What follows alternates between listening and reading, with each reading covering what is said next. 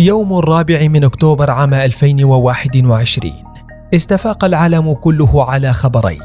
الأول هو تسريب ما عرف بوثائق بندورا، والثاني جاء مساء وهو توقف العديد من مواقع التواصل الاجتماعي، والتي قد يرتبط توقفها بالأول.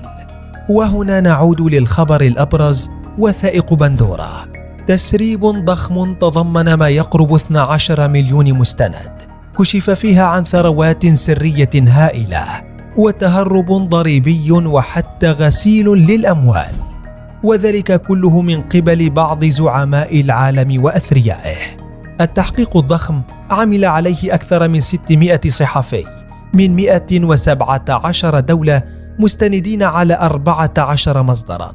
تضمنت وثائق بندورا تسريب 6.4 مليون مستند وحوالي 3 ملايين صورة وأكثر من 1,000,000 رسالة بريد إلكتروني، مع ما يقرب 500,000 جدول بيانات. وما جاء فيها كان فاضحا وصادما في بعض الأحيان، إذ كشفت الوثائق عن تورط مانح بارز من حزب المحافظين البريطاني في واحدة من أكبر فضائح الفساد في أوروبا، وإنفاق ملك الأردن وحده 70 مليون جنيه استرليني، وذلك لشراء عقارات في بريطانيا والولايات المتحدة عبر شركات مملوكة سرا له، بالإضافة لتورط العائلة الحاكمة في أذربيجان بصفقات عقارية في المملكة المتحدة وصلت قيمتها لأكثر من 400 مليون جنيه استرليني.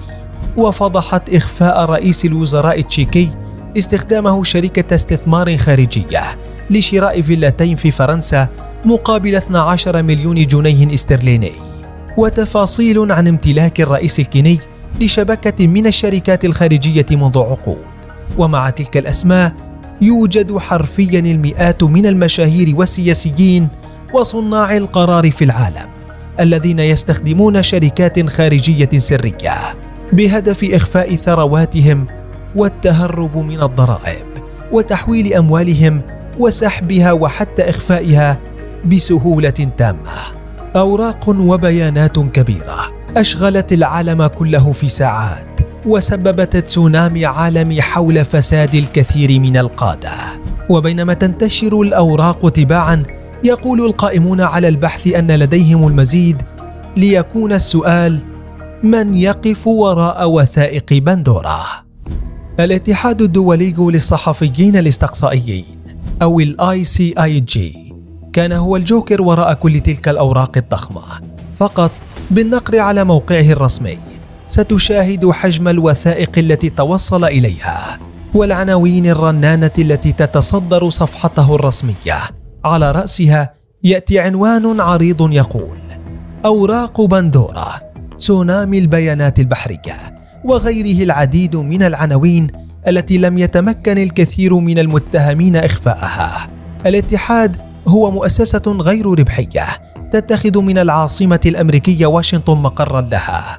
يقول أنه يملك غرفة أخبار صغيرة لكنها كبيرة وواسعة من حيث الفريق، ومعهم شبكة عالمية من المراسلين والعديد من المؤسسات الإعلامية التي تعمل مع الاتحاد للتحقيق في العديد من القصص. تضم المؤسسة 280 صحفي هم من أفضل الصحفيين في مجال التحقيقي الاستقصائي، ينحدرون من أكثر من 100 بلد حول العالم، كما لديها العديد من عقود الشراكة والتعاون مع أكثر من 100 مؤسسة حول العالم.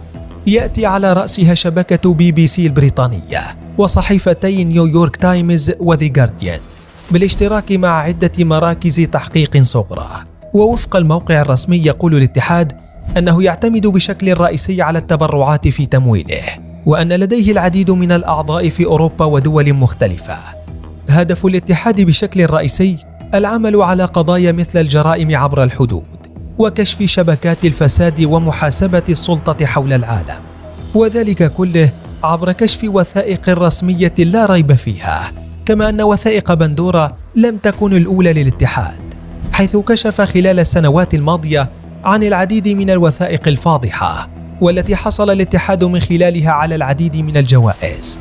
ويأتي على رأسها وثائق بنما الشهيرة التي لم تقل أهمية عن الوثائق التي سربت مؤخرا، حيث ضمن وثائق سرية تم تسريبها وصل عددها إلى 11.5 مليون وثيقة سرية، كلها لشركة موساك فونسيكا للخدمات القانونية في بنما، والتي بدورها تملك منظومة مصرفية تجعلها ملاذا ضريبيا مغريا.